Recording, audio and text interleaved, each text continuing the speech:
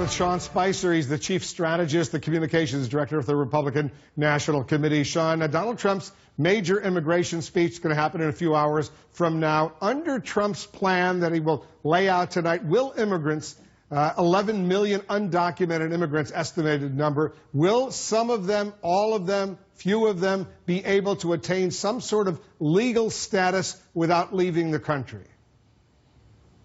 I don't want to get ahead of the speech, but he's made very clear that everyone who is not in the country legally must leave the country. So I don't expect to see any kind of departure from that.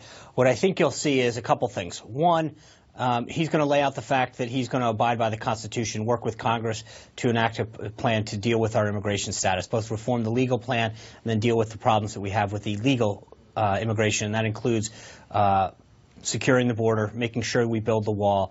But he's also going to talk about deterrence. And I think that's really important when you talk about any problem, which is it's one thing to solve the problem, it's another to make sure it doesn't happen again.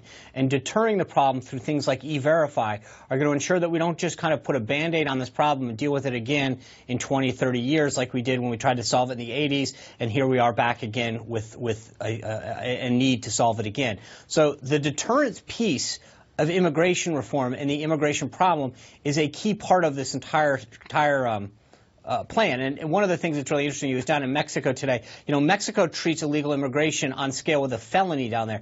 This is one thing that is interesting when you talk about Mexico's policy with respect to immigration. It's much, much harsher than it is in the United States, because I think both countries understand that legal immigration is crucial not only to national security, but also to the economy of both nations. Is he still going to be speaking about what he used to call a deportation force to round up those 11 million? Well, two things. I think his convention speech, where how he talked about handling it, is probably where you're going to see him come from.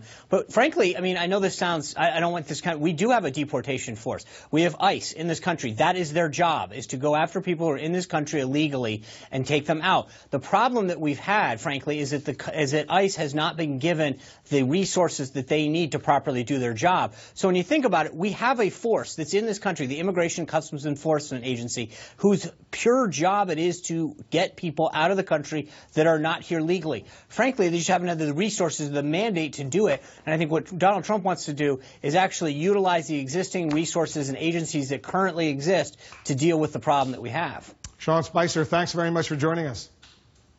You bet. Well, thank you. Coming up.